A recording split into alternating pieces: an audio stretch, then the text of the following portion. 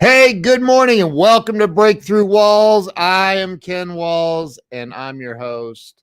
And I got to tell you guys, I got this dude coming on the show today that I saw him speak. It was a live stream that my buddy Eric Swanson did at his event, and we'll talk a little bit about that. But I got this guy.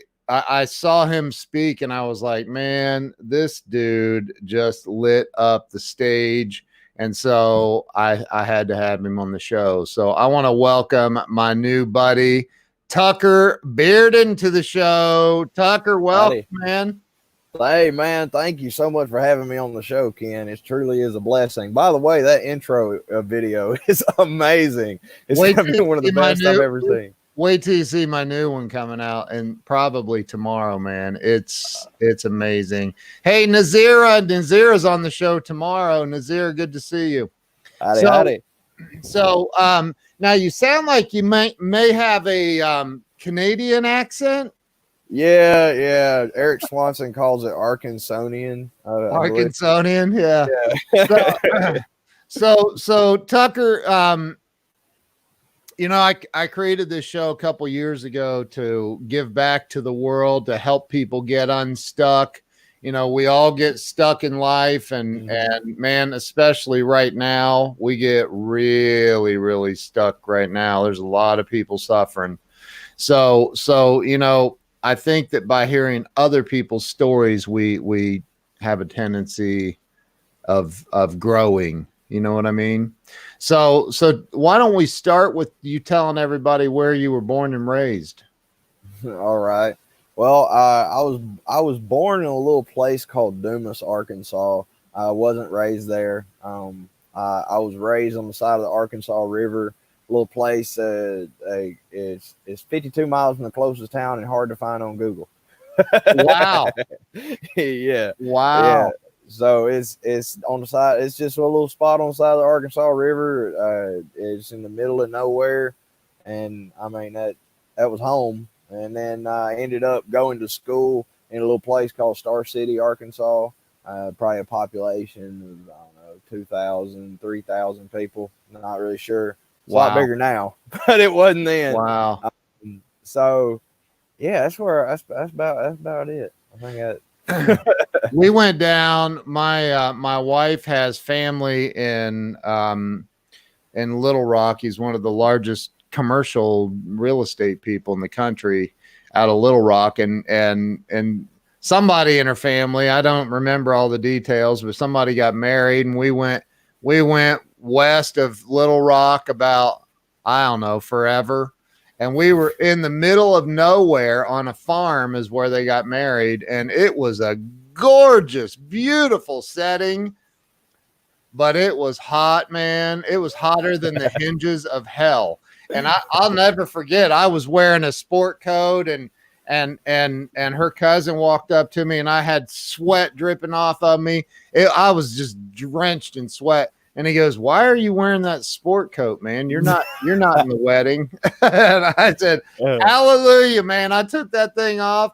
It was hot down there. I mean, real hot. Yeah, sometimes, man, especially for some reason around the farmlands, like I used to lay poly pipe and work in the fields and stuff. Yeah. And I cannot tell you how many times I had heat strokes and passed out, woke up in the dirt.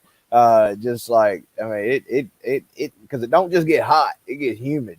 Oh, that's what I'm talking about. The humidity. And what makes it worse? What makes it worse is you can always hear them katydids in the background. They're going. They always torment you when it's really hot. I know, man. It's crazy. So that's where you grew up down there? Yes, sir. I didn't grow up near Little Rock. I grew up the bottom right half of Arkansas on the Arkansas River. That was home for me. Yeah. I got you. So, what was it like? Did you have any challenges growing up, or just a normal childhood? Well, I mean, I grew up. I mean, I have Asperger's, which is or I am an Aspie. It's form of autism, a neurological abnormality that hinders one's natural abilities to understand social cues as well as emotional responses. So, if anybody watching, if y'all have ever seen The Big Bang Theory, Sheldon has Asperger's. So, Okay.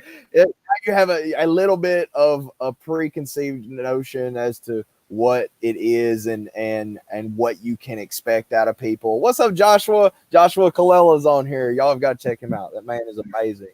You should have him on your show. Awesome. Absolutely. Hit me up, Joshua. Let's roll. Yeah, he's got a new company that he's working on. It's phenomenal. But I mean, when it comes to the challenges, like I couldn't understand people. Like as a kid, I never was really a kid. I never was a child, so to speak. It was What's that? What do you mean by that? So whenever for instance, when I went to school, I never could understand the other kids, and it and most Aspies explain this experience in different ways. Okay. Explain being grown as a child and never actually having that mentality or maybe the freedom mentality of a child. It's always been everything is something curious. Everything has to be taken apart. Everything it has to be broken down. Why? There's so many why questions instead of just letting go, being free, living it. A kid doesn't ask why we go to the beach or why the sand falls between his toes. Right, or like why does the sand fall slower in the water than it does in the air? right. Like these kind of questions kids don't ask. Well, I did. Wow. But the greatest challenge really was just connecting to people. I mean, I never could understand like the fact we're having a conversation right now was not possible before. Wow, dude. I would a lot of times I would rock back and forth, and I still do sometimes. I'll rock back and forth, and you'll catch me doing things like this. Like it comes back every now and then. But it was really just social issues. Yeah. Like a lot of bullying. Bullying was a big problem. But I mean, I was different, and now that I look back on it, it partially was my fault. I didn't stick up for myself. I had no self-confidence. I mean, I put myself in the positions to be done that way. But it also comes with the fact that where I was from, there were no kids. So most of my friends were adults. They're a bunch of rednecks. They sit around drinking beer and listening to country music. You know what I mean? Yeah. Riding on the boat, go to the sandbar, swim in the water, repeat, go Yeah. fishing, kill snakes off the dock. You know what I mean? That sounds like a country song. Actually. That sounds like that's my life. Welcome to the life of Tucker Beardon. Yeah. So that's funny, dude. So you did you end up graduating high school? Yeah. I graduated high school. Did you go to college? No. I had no goals that required college. Gotcha. So after high school, what did you do? Where'd you end up? Did you work as a teenager? Did you what happened? So when I got out of high school, to be honest, like life became a cocktail of bad decisions and alcohol. I mean, really, it was a journey of trying to learn how to socialize, trying to learn how to fit in with people, and failing at every turn on that notion. I mean, it was I never none of the people that, or I would say very, very few of the people that I associated with them back then could I call friends. I mean, they were more associates, and the road to hell is paved with good intentions, so to speak. So I was trying to do good, trying to fit in with people, trying to be somebody or be seen as something. And in turn, I ended up going down a very destructive path. I sold a lot of synthetic marijuana. I was a big pusher for that back then. I was was highly addicted to it, and it was a very dangerous area of my life.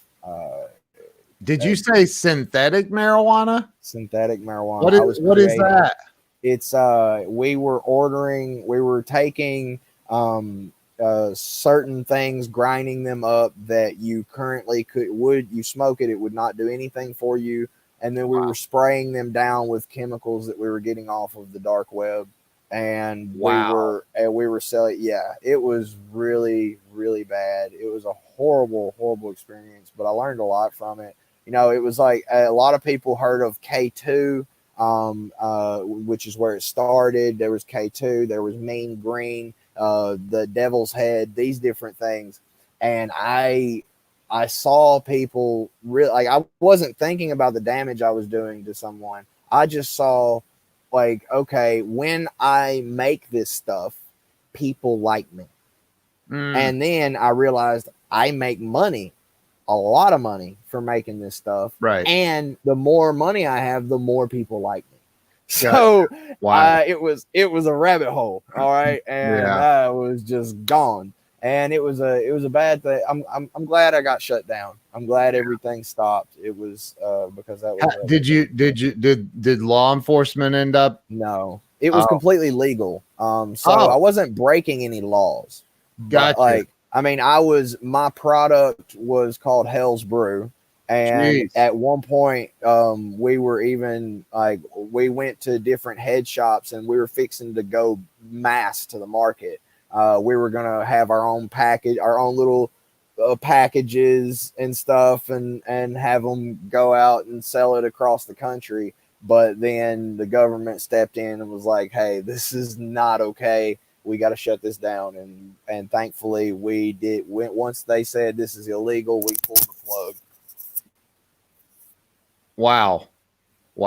Yeah. So, and that was right after high school. Right after high school. How old were you when they shut it down? So I had been working on it for a little over 3 years. So I was about 20. I was 19 or 20 years old. Wow. Whenever they actually shut everything down, because I hadn't turned 21 yet.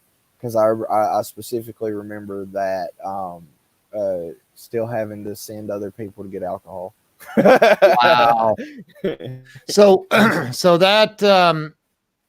you ended up going down this road, and what happened next? Where did you end up? I mean, you're no longer doing that because it's illegal. And so what did you get a regular job, or have you? Well, I did eventually. Yeah. I ended up like whenever that became illegal, I went and I worked at a place called Piggly Wiggly. All right.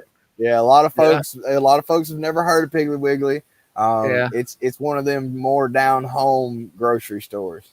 Yeah. I've heard it. I've never been in one, but I've heard it mentioned, I think, on movies or whatever. Yeah, they got Porky the Pig is the symbol of it. Yeah. Wow. Well, I became one of the guys stocking the shelves, and I was like, wow, I hate my life. Yeah. I was like, this is because what I found out when I was selling synthetic was you don't get addicted to the drug, you get addicted to the lifestyle.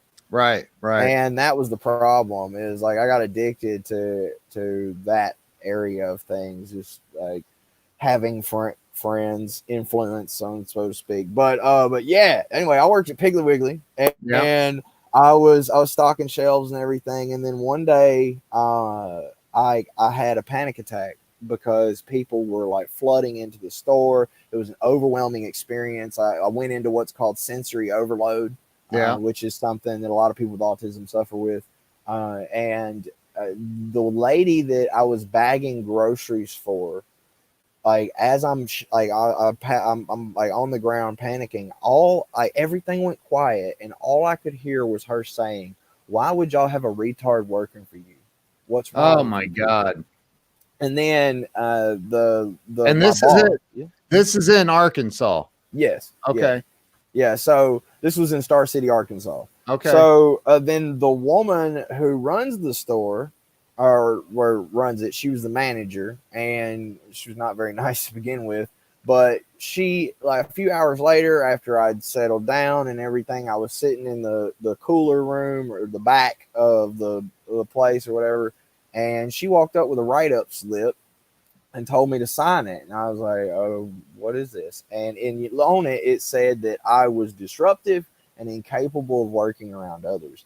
And I was like, that's not fair. You can't, you, at the time, I didn't know the legal aspects of this, but in my Wow. mind, I'm thinking, you can't fire me because of something I have no control over that. Right. Or so I Right. thought, you know? Right. So I mean, I was distraught. I mean, so she gave me my final paycheck, and I walked home. And then when I got Wow. home, I tried to kill myself. So I hung myself from the second story window of our house with a ski rope, and it didn't work. Obviously, I'm still here. But Thank yeah, God. so Wow. it was a like, and then from there it just was I spiraled into depression. It was just a horrendous, like, a time, the time that I'm thankful that I went through all of it, because it gives today perspective. It gives, the darkness gives your light value. That's why you say, like, you smile in your darkness, in your darkest days, because without them the light would hold absolutely no value. Right. And so I'm thankful for that. But How did yeah. how did you I don't want to dig too deep on this, but I, I mean, you tried to kill yourself, dude. You just like glazed over that like it, everybody does that. Not Sorry, yeah, not I'm everybody does that, man. So what, like, you man, you had to be in a really really dark place to do that. yeah, I Wow. was. I mean, it was I I was can't. just tired. I was just really what it came down to was I was tired of this disconnect.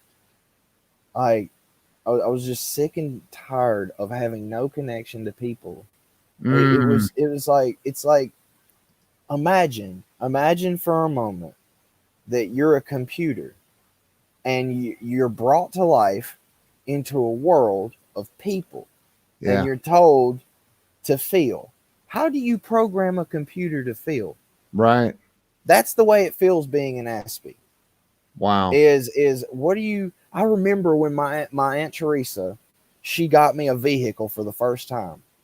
It was a Chevy Blazer, an old dark red one, and she came up and she was like, "I got a surprise for you," and I was like, "Okay," and she hands me keys and she said, "I got you a vehicle," and I remember being so excited that I wanted to jump out of my skin, but outwardly had no idea how to express it.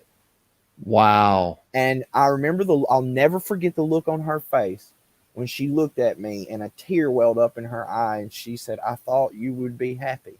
I thought you'd be excited." And I just told her, I was like, I said, I am, but I don't know how to show you. Wow. And I was sick of that. Like, I was tired of it. Like, imagine when someone's being sarcastic, you don't know.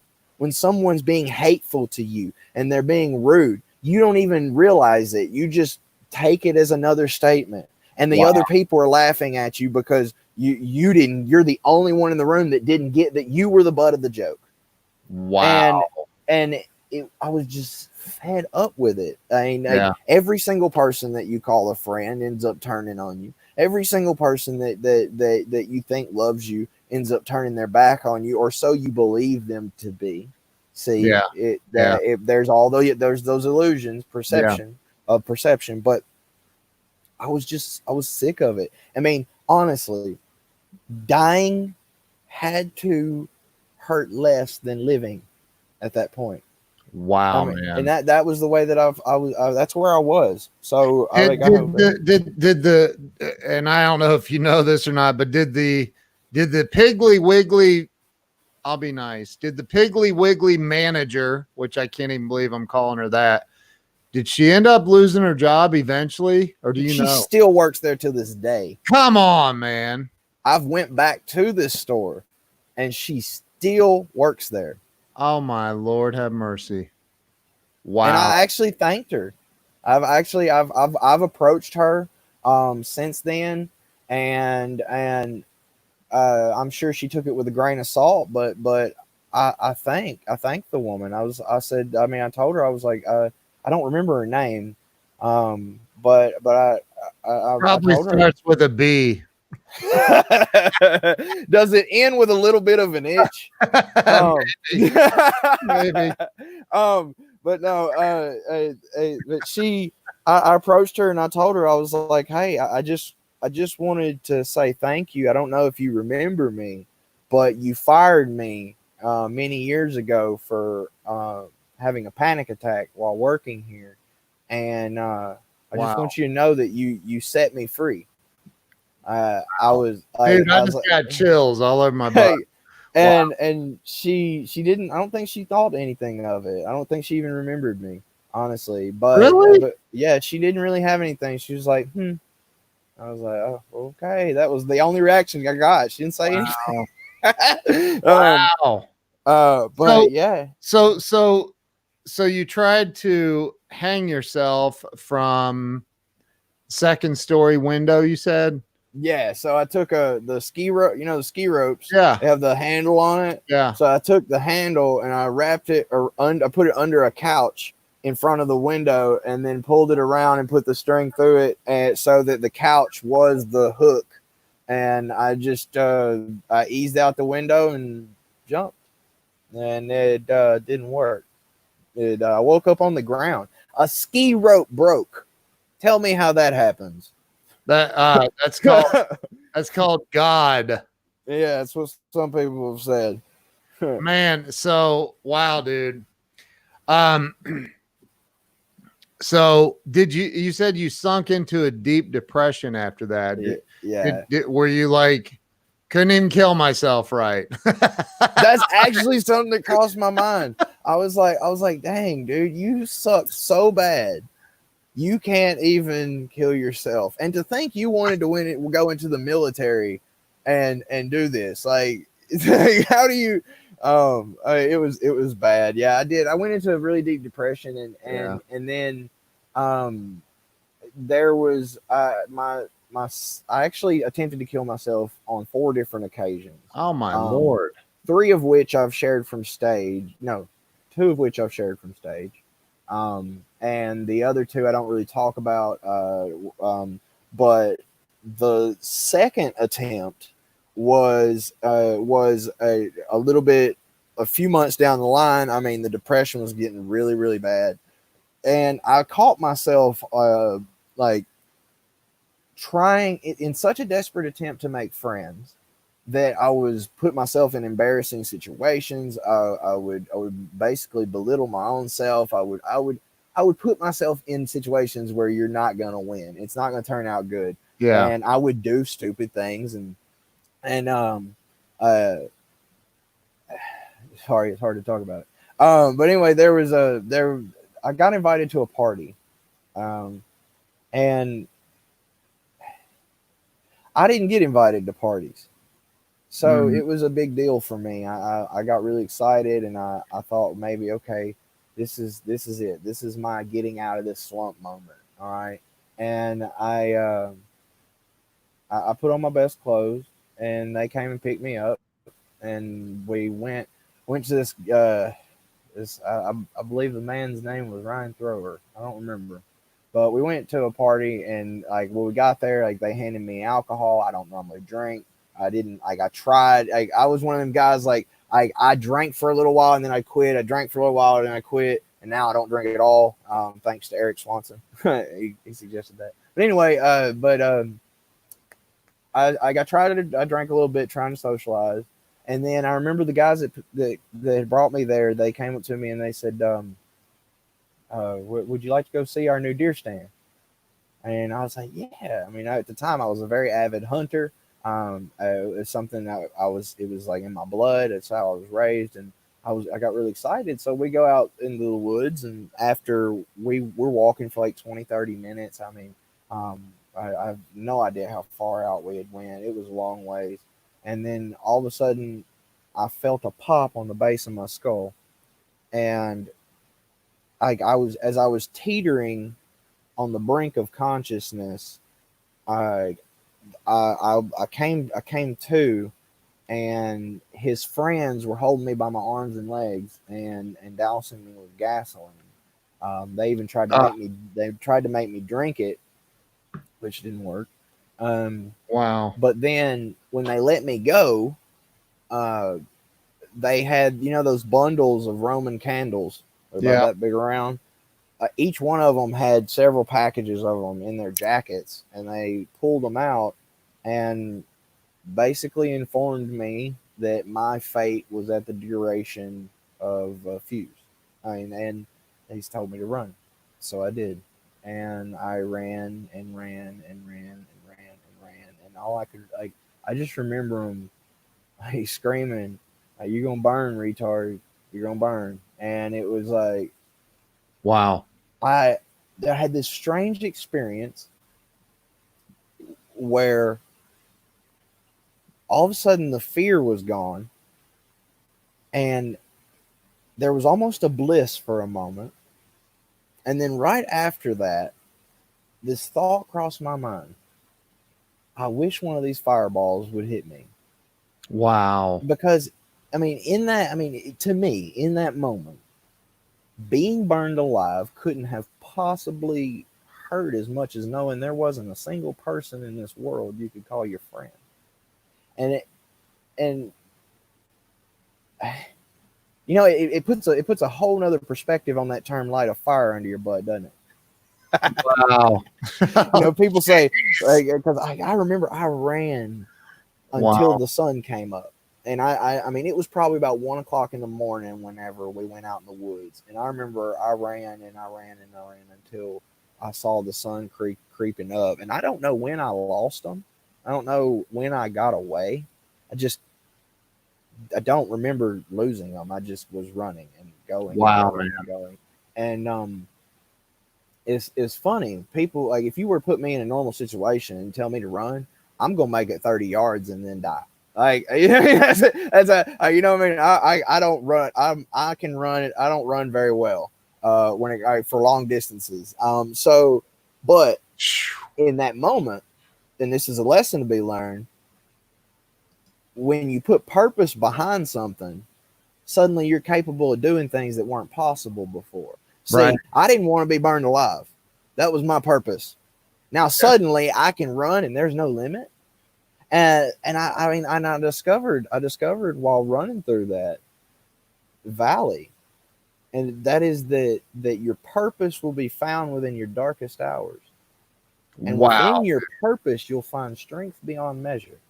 Wow. And uh but to kind of skip ahead a little bit, I ended up getting picked up by this old guy. I found a dirt road, and I just followed it and followed it and followed it. And This old guy in a pickup truck picked me up, and I remember him asking me where I lived, and that was the only question I remember answering in that moment. I know he asked me some other questions, but I don't remember what he asked me. I don't think I even heard him. But I do remember him asking where I live, and I answered that. And then all I could do was just stare at his rusted floor or look out the window the whole ride back. And I just remember thinking to myself, like, what causes people to do these things? Why? What have I done? I've obviously deserved this in some way. I've obviously done something to deserve such hate. What was it? And I couldn't figure it out. So I went home, and I remember I tried to take a nap, and I couldn't take a nap because I kept seeing like flashes of like running through the woods and flashes of them holding my legs, and it was just, I got PTSD from the incident. Wow. And I went into my uncle's room, and I got his 410 shotgun, and I went into our sunroom, which is a little place with sliding glass doors with white tile, and you can see the school across the street. And I looked at the school, and I remember just giving up, and I loaded up that shotgun and I put it to my mouth and I pulled the trigger with my toe and heard a click. It didn't go off. Why? So I pulled the round out, and there was barely even a scratch on the firing cap. The back of the shotgun shell. There's Wow. barely even a scratch on it. And I still have that shell till this day. I don't have it here, but I have it. And I keep it put away as just as a reminder, because sometimes life gives you signals, and the one in that moment for me was, "Hey, stupid, it ain't your time." Wow. So so what? And this is after the ski rope breaking. Yes, this is several months afterwards. So what that led to was I ended up like, I was just in my head, I'm thinking, wow, you suck at killing yourself. Like, I mean, I was just like thinking, like, dude, you're really not good at this. I think you need to find another career. Okay, because this one's not for you. Yeah. All right.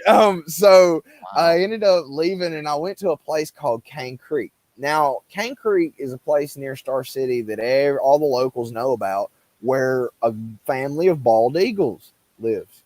Now, and this is still Arkansas. Yes, we're still in the same spot. We haven't left. Okay. So this is the wrap up. Okay, so it was. I went down there, and I would always sit by the creek and skip rocks to calm my mind. And I was sitting there skipping rocks one day, and I saw these eagles working on a nest.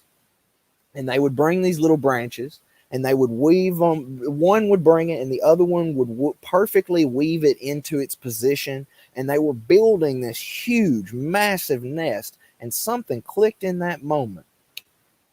The most beautiful things in this world are made up of tiny broken pieces brought together to do something great. Wow. See, a powerful oak tree that never bends for the wind is something to be admired, but it alone cannot be the home to something as majestic as an eagle. See, a home requires broken pieces. They have to be separated and broken before they can be brought back together and weaved into something that holds purpose and brings life into the world. And that was just this big moment for me. Like, it was like my first wow moment in life. The first time I ever sat back and went, there's more to life than pain. This is not my reality. This is just where I am right now. Wow. Yeah. Dude, you're going to bring tears to my eyes. That's unbelievable. Like, seriously, it's unbelievable. That's a God moment, man. That's God whispering to you. It was. It was something. I don't know, but it really shifted my peridium.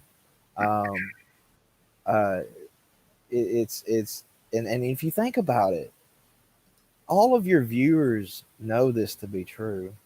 Think about it for a moment. When your family is arguing and fighting, and everything's in turmoil, and it's a horrible, like, it seems to be a horrible experience that's tearing you apart. When you come back together, are those not the exact things that make you the family you are? It makes you stronger. Yeah. See, you never really know your spouse until you've had a fight with her. Right. You never know just how much worth that dog has until you've seen its bite. Right. That's true. And that's really, if we can all take that into perspective for our lives, is that all the times in your life, whether it be your relationships or even your own body, the times when you were broken, the times when you felt less than, like, these things were oh, goodness gracious, gonna have to get rid of them. One second. Wait a minute. You're okay. Oh, he's hollering at people. Pam says you've been given some great wisdom. Sorry, Wow. I'm here. It's all good. It's all good. Mhm. So wow, man. So in that moment you saw the eagles building their nest. You had this huge revelation, which is I'm sorry, man. I you're okay. can't. You're fine, man. It's fine. Hey, most Okay. people watching have kids. So They're not mine, but we get they are technically mine. Not birth, but I got you. I got you. So you had this great revelation. What happened next? Man, so I ended up getting kicked out of my house due to trying to get back into the selling of marijuana and different things. Never sold any hard drugs or anything, but I did sell a lot of weed. So anyway, there was this long gap of just chaos. I mean, going from here to there to house to home to I went and stayed with my dad for a while, and then while staying with my dad, I ended up finding a job working with thoroughbred racehorses. Now, this is where everything really changed, and everything started to really shape how the story was going to play out or how the plane was going to land, and it was so like I never could keep a job. I've been fired from over 20 jobs for my lack of communication skills. In total, like throughout my life. Yeah. But I found this job working with thoroughbred racehorses, and I started out as a hot walker, and I moved up to a groom, and you work 7 days a week, sometimes 12 hours a day, 365 days a year, and I didn't get a day off for years. I mean, it was 2 or 3 years. I can be completely honest. I don't know. It may have been 2 years, maybe 3. I don't remember. But not a single day off. And so in that process, you have to find something that keeps you from going stir crazy. So I would get on YouTube and do what so many of your viewers have tried to do, and that back before YouTube Premium, you couldn't, and that is I was trying to find free movies. Gotcha. So I ended up coming across a guy named Ty Lopez, and I saw this really long, like 2-hour video of him in a garage going, "Hey everybody, this is me and my Lamborghini, and I'm going to tell you what's in this briefcase and whatever, and or whatever." And like the whole video was him not telling me what was in the briefcase, so I'm like, I gotta know.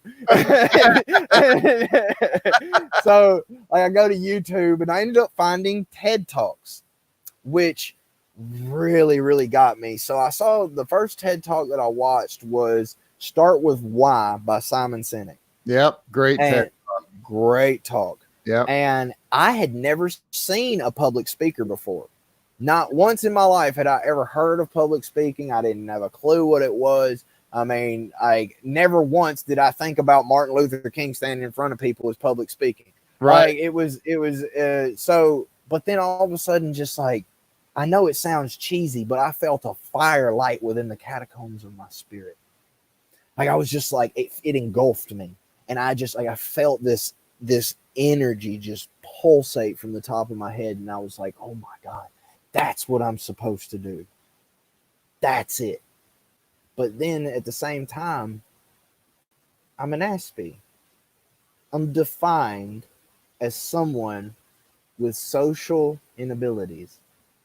How can someone who cannot have a conversation with one person ever expect to stand in front of thousands and hundreds of thousands of people and deliver anything that's going to potentially change their life? How is that even possible? Right. So I started working on myself more as I saw TED Talks, and I'm learning more about self-development. I realized that while going to work each day, that the horses would react to how I felt inside, no matter what I showed outside. So they were astronomically more in tune than we were in the realm of sixth sense.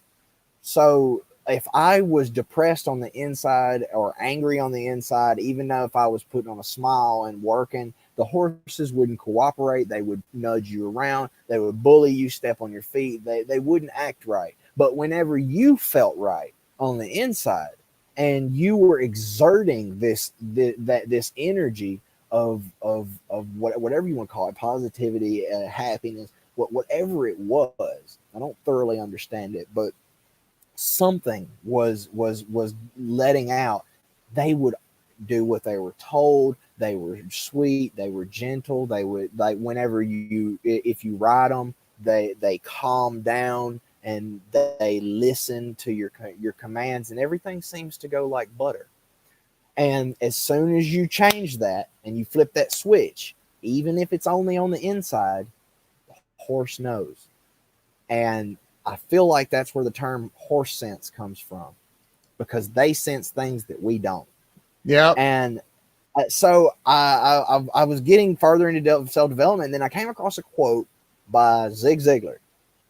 And it said, never heard of the guy. I know, right? No one's ever heard of old Zig.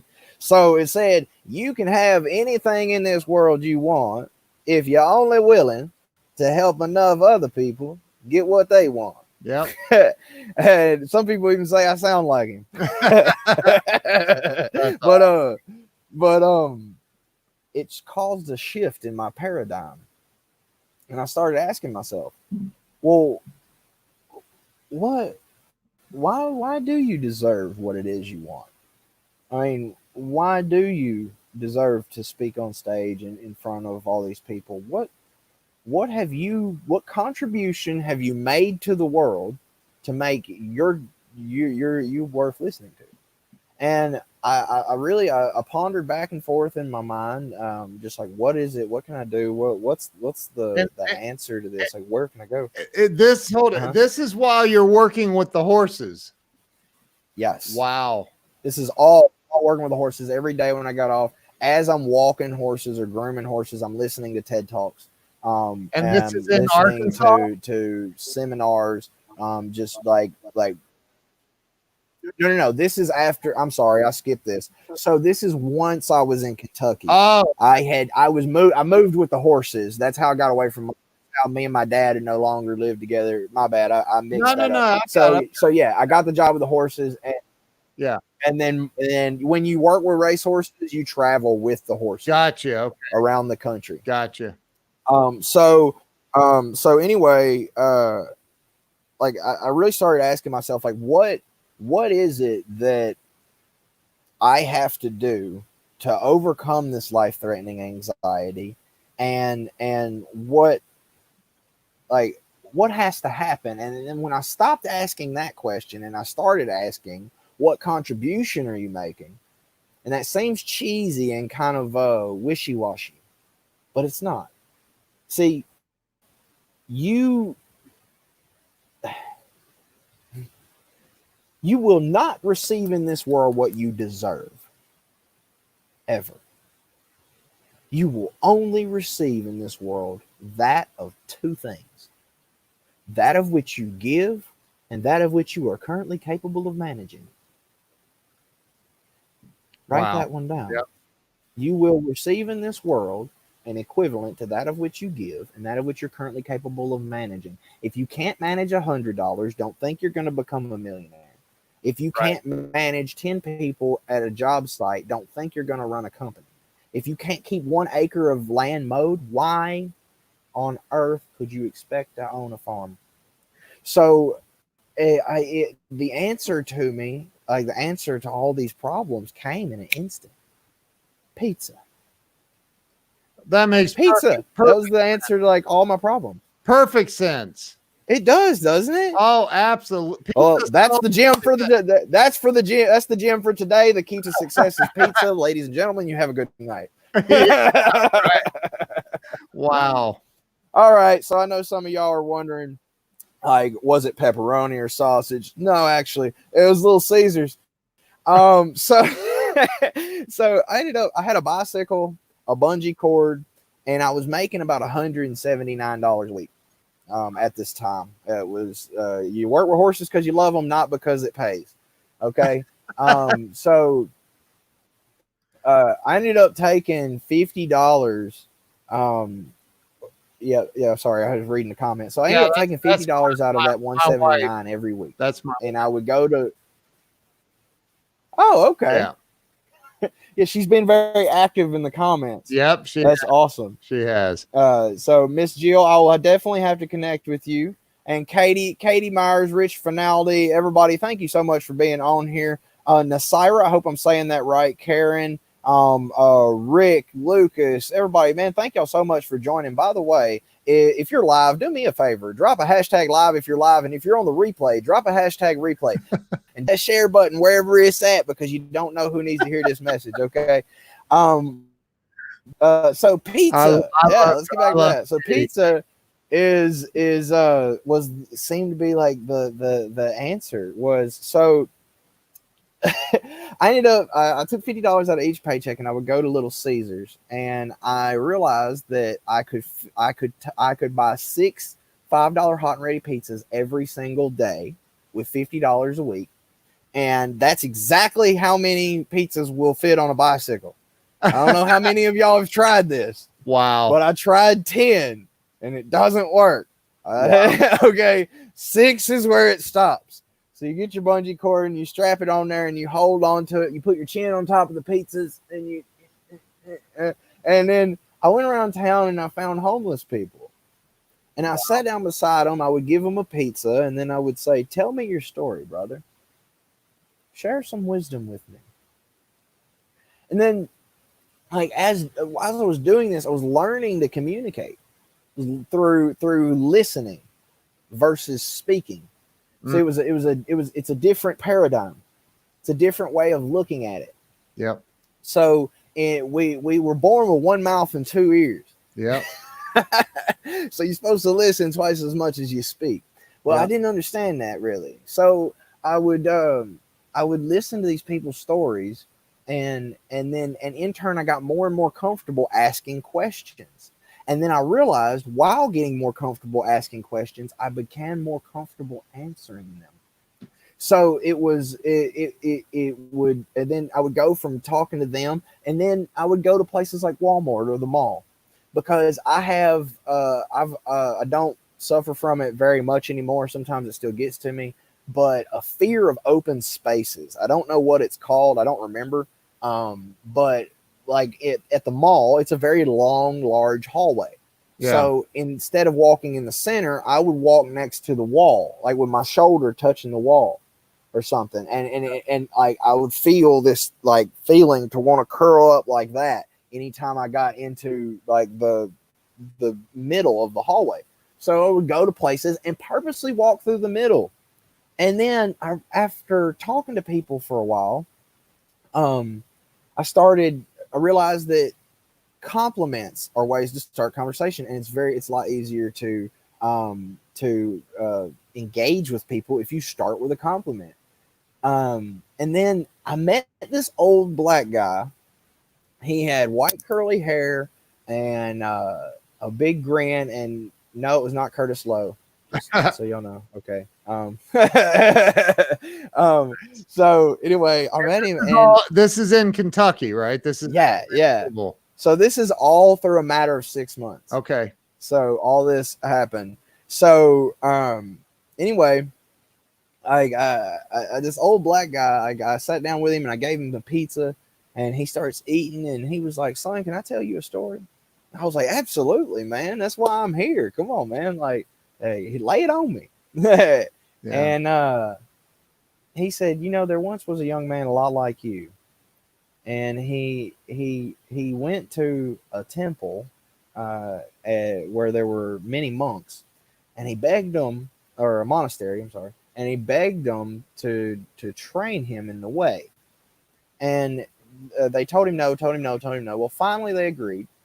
And then one day, after he'd been with them for a while, the head monk bursts into the dorm, while they're sleeping. It says, "Everybody get up, get outside now." And everybody scrambles and they get outside. And when they get out there, there's shovels laying on the ground. And he said, "Take these shovels and I want you to move this pile of dirt," which was a massive mound, "from here to over there, about 100, 200 yards away." Mm-hmm. Well, it took them 3 days to move the dirt. And when they were done, they were proud of themselves. So they laid their shovels down and they went in to rest. Well, the next morning, the head monk bursts into the dorm. "Everybody get up, get outside now." And they're like, "Oh, what?" Okay. So they get up, they get out there. And he was like, "Look, I don't understand what's wrong with you people. I told you I wanted the dirt moved from over there to over there, or over there to over there, whatever." Yeah. Moved right back where they had just moved it from. And begrudgingly, they all picked up their shovels and they moved it. And when they were done, the same thing happened again. The head monk bursts into the dorm. He's like, "Everybody get up, get outside now." He tells them to move the dirt once again. And the new guy snaps. He was like, "Nope, I'm done. I'm not doing anymore. I'm not moving any more dirt. I came here for you to teach me the way, and you've got me doing chores." And the monk looked at him and said, "Young man, moving the dirt is easy. Thinking about it's hard." And in that moment, I realized anxiety was in the mind. See, it was never in the diagnosis. Someone else's observations of you hold no power over your future unless you give them the ability to control your life. Wow. And it was the catapult that was needed, and not just needed, but required to push me past those anxious barriers. And you know what I do? You know what I discovered when it comes to helping thousands of people around the world overcome anxiety is there was this one thing missing from all the trainings where people try to help you with anxiety, and it's the loop. See, the loop? Yes. This is the key. This is the one key. If no one sees anything else in this video, I hope that you can take this one thing home with you. Okay? Because there's someone in the comments right now that deals with some form of anxiety, whether it be angry outrages, whether it be depression, whether it be anxiety at your job, or with those kids that won't seem to do what you tell them to, or your spouse or your friends. Or your business. There's something that you're feeling anxiety about. And what I discovered was if you locate the loop, you can stop it before it happens. So if you look at every single event, like me personally, when I was walking through the mall and I was feeling that fear, yeah, I thought it was something that was happening naturally, because through the program, I've programmed the computer to believe that it is. So it's something that happens normally. But if you actually pay attention and look back on every single angry outrage you've ever had, every single time you ever felt anxiety, prior to you actually snapping, actually laying the final straw on the camel's back, you were replaying a loop in your mind. Yep. Whether it be something someone said to you 10 years ago, and then you do the three most dangerous things in psychology. You focus on shoulda, coulda, and woulda. Right. Those three things will hook you into anxiety and solidify that loop. And once that loop is solidified in your mind, anxiety attack, angry outburst, you yell at your family, you don't think straight, you mess up at work. But if you only take a moment and look at it, you can see the loop happening. Yeah. You'll start thinking about something negative that happened in your life, something that you think is going to happen, something that is bothering you in some way. And you think, well, man, if I would have had a baseball bat, I would have smacked him upside the head. I mean, if I would have, oh man, I should have, I shouldn't have said that, but I did. And now, and then all of a sudden, an hour later, you're angry about something that had nothing to do with that. Like you started looking up something on YouTube and ended up at cat videos. Right. All right. You know what I mean? Yeah. And for people that have joined late, I want to remind or tell everybody what you said earlier, that you're a dude that has been diagnosed with Asperger's syndrome, right? Which is a form of, you said Down syndrome? No, it's autism. Autism, my bad. It's a high functioning form of autism. Okay, so a form of autism, and dude, you seem beyond normal. Like you're this is wisdom coming from somebody that has lived that your entire life with that diagnosis, and you're on a different level, man. You're on a completely different level. Well, very much obliged, but we should take compliments just as well as insults with a grain of salt. So wow. I do appreciate that. But it's like this. Our brain is a computer, and it does what you program it to do. Right. Sometimes there are viruses, and sometimes there are glitches in the algorithm. But when you learn how to program, you can compensate for all that. See, that's the locating the loop and preventing shoulda, coulda, woulda. I mean, this is not craneteen.com, okay? Right. This is you. All right. So if you learn that, and that the loop is the key to all of it. Right. All of it. Anxiety, fear. When it comes to when you need to make those cold calls in your business. Yeah. And the fear that you feel, the anxiety you feel about picking up the phone again doesn't derive from what's actually happening in the moment. It derives from the loop that your mind is stuck in from what either happened or what you are anticipating to happen. Right. Break the loop, solve the problem. Yep. Wow. That's incredible. So you got into, you were working with the horses and had all these, unbelievable revelations occur. And you at some point you got it. I can't believe it's already been an hour, man. This is flown by. So you ended up getting into public speaking. Yes. When did that happen? So it was like, that was the goal from the first moment that I saw the TED Talks, was to become a public speaker. Wow. And I actually, I've actually had the privilege of speaking on the stage with Brian Tracy, wow. Who is the one I listened to one of his talks, and he said, write down a goal that is not written down on paper is just a dream. So you write down, and he said, write down your goal, write down a specific date, write it in detail, refine it every day, repeat it, and remember it. And it'll and through the different laws of the universe, whether it be the reticular activating system in your mind or the butterfly effect, you will come to this goal. So I wrote down that I was a world-renowned keynote speaker. I made $10,000+ a month for my services rendered. Things of this nature went into explicit detail, and read it every day. And what was really cool was one day before the date that I put on the paper for when I would give my first talk, without telling anyone that I wanted to be a public speaker, and I was asked to give a talk on Millionaires Row at Churchill Downs in Kentucky. Wow. For the Backside Learning Center, because I was one of the people that hung around and helped them out a lot. And they just happened to call me, and they said, hey, you'd be a good spokesperson for the Learning Center. Would you like to give a talk in our regard and try and help get us more donations? So I did, and we went. Our goal was like, I don't remember. I think our goal was $5,000, and we earned like 80,000. It was crazy. So, wow. But I was like, wow, I might be good at this. Wow. and yes, I went from there, and then I ended up like speaking in Vegas. That's a whole nother story. I'm sure we don't have. If we had time, I'd explain it. But you go for it. Go for it, man.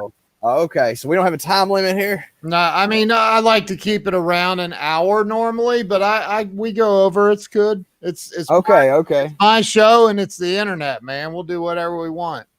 All right, do whatever you want, whenever you want. I love it. I like that. That's it. So, so anyway, So like there was a guy by the name of Lauren Harris, and he'll probably watch this video later. So he put a post on Facebook that said, if you've ever thought about sharing your story with the world, send a text message to this number. So I did. I sent a text message, and we got on the phone. And after about 2 or 3 minutes of talking to him, he was like, because he answered the phone, and he was like, "Tell me a story." I was like, "Okay." So I started giving him like this little story I came up with about water, and it's a talk that I share from stage. Um, uh, so it's a talk that I share from stage where I talk about how if you take water and you dam it up and you don't let it move, it eventually will become stagnant, full of nasty things like nepidae, water scorpions, gar, algae, things of this nature, things that breed death. Right. Things it even has a bad smell. No one wants to be around stagnant water. Right. But the beautiful thing the beautiful thing is as soon as that water breaks its barrier in any direction, it begins carving a new within a short period of time of carving a new path, it purifies. Then suddenly, after moving through and carving its own path for a short period of time, that pure water that's in motion brings life to everything around it. It has a beautiful smell. It has a beautiful sound. People travel from all over the world to see waterfalls and to listen to the sounds of nature. So the point is, we're 70+% water. Now, let's say if we're since we're water, we have a tendency to follow suit and try to take the path of least resistance, which leads to stagnancy. But the path of least resistance is not always the best path. Right. See, to surround yourself with barriers makes you feel safe from the outside, but you rot from the inside. So you have to be willing to break barriers, carve new paths, and stay in motion. So when I told him that, he was like, "You're going to Vegas." Wow. And I was like, "What? I've never been to Vegas before. I've never been outside of like just other than working with horses. I'd never really been outside of Arkansas, you know." And I spoke on his stage. I spoke for 3 minutes and got a 5-minute standing ovation. And I was like, "Wow, this is really cool." Wow. Dude, that's awesome. Yeah, and yeah. So that's how I got into public speaking. And then once people saw me on his stage, it was kind of a ripple effect. Other people wanted me on their stages, and that's where I found Habitu Warrior with Eric Swanson. Yeah. He actually saw me speak on a stage that I spoke on that stage. So, and then I got to speak on his stage, and then I got to connect with you, which is awesome. That's so awesome, man. Wow. See how it all revolved back around to here. Dude, that is incredible. You have an incredible story, man. And I mean, with your multiple unsuccessful attempts at ending your life, you know, that would be indicative of God saying, "Nope, I got a purpose for you, man. I got a purpose for you." And it's very, very evident what that purpose is. I'm blown away by you, man. You got a lot of great things coming for you. So right now, in the midst of the coronavirus, and everybody is freaking out right now, some people more than others, but you know, people feel stuck right now. I mean, they do. There's people that don't know how to make money without going to their job, or they can't make, you know, whatever, they're struggling. What do you say to those people to help them get through this really tough period of time that a lot of people are going through right now? What do you say to them to help them get unstuck, to push through it? Appreciate the little things. So in these times, they're perfect for you to bring those pieces of the nest back together. See, during the chaos that we call freedom, outside of quarantine, outside of all the things going on in our everyday life, we, one second, there's the dog. Nope, foot down. Sorry. But like outside of like in our normal life, um, we don't take time to mend all those broken pieces together. See, we're taking time to break them.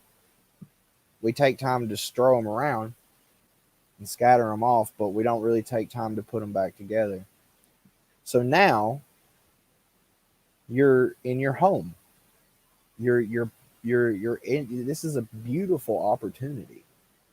See, people that are freaking out and feel like this is going to be the end or this is some terrible experience. It's all personal. You and your family have the opportunity to take all those broken branches right now, bring them home to the nest, weave them together, and mend the things that you paid no attention to in the past. See, Joshua Colella, which is a very close friend of mine, and he's possibly watching right now, he once told me that children spell love Time. Yep. Time. Yep. Now, how much time do you give to your kids? I mean, now I don't mean in between taking them, picking them up and taking them to school, or the little bit of time whenever you get off work and you just want to be by yourself and you fix them something to eat and then say, hey, yeah, y'all go play video games. No, that's not what I'm talking about. It's about genuinely spent time with them, Right. or with each other, or for some of you, it's not other people that you need to work on right now. It's yourself. Yep. Because if boredom at its core is a lack of appreciation for life in itself. Is it not? Yeah. Because if you're living in the moment, you are here. You are the where you are is here. The time is now, and what you are is this moment.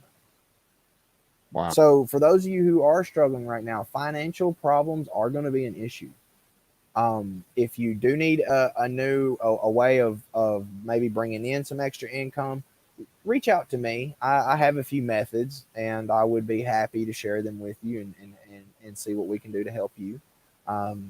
But when it comes to our mental state and just where we are in our head right now, I think this is a great opportunity. Some of all of the greatest inventions happened in solitude. Yeah. All of the greatest books that were written happened in solitude. How many people wrote the book to their life in the midst of chaos? Like where they're working every day, they're doing all this. Yeah, they come home and they work on it a little bit here and a little bit there, a little bit here and a little bit there. But if you think about it, you take away all the times they weren't working on it and look at the times they were, all the times they were actually working on it, they were by themselves. Yeah. Working on themselves. See, in solitude, you'll find gratitude. Within gratitude, you'll find purpose. And once you find purpose in each day, you'll no longer wake up bored. Yep. I mean, really, I mean, that's what I would give people is just take this time to bring your nest back together and solidify some things that you didn't before. I mean, be smart, but don't panic. I mean, yeah. I love it. It is what it is. Dude, thank you so much for coming on here, being so transparent, sharing your story. You have an amazing story. If you guys did not see this from the beginning, I really strongly encourage you to go back and watch this interview from the beginning, because this young man has an unbelievable story. And you know what? You've come a long way from being curled up on the floor in that Piggly Wiggly having a panic attack to where you are today, man. Yes, I'm honored to call you a friend. Absolutely. I very much appreciate you having me on the show. Yeah. Well, thank you, man. And thank you to everybody. Thank you, brother. I'm excited. Yeah, man. I appreciate everybody. People have shared this out like crazy. I really genuinely appreciate that. Thank you for all the love and the likes. And Tucker, thank you for taking the time to come on here. I appreciate you, man. Yes, sir. And I'd like to leave something with everybody. And many of you have seen me on shows. Y'all know what's coming because I don't switch it up much. It's the motto that I live by. And all I ask is if you don't take anything else from this show, at least take this, write it down, put it in your mirror, put it in your back pocket, put it in the back of your mind, and just remember it. And I grant you that your life will change. And that is if you can be the spark that lights the way through the darkness for even one person a day in any shape, form, or way, it don't matter if your name isn't remembered throughout history. Your entire life will be worthwhile. Thanks for having me on the show, brother. Dude, that's awesome. Thank you, man. Thank you to everybody else. Tucker, thank you. You rock.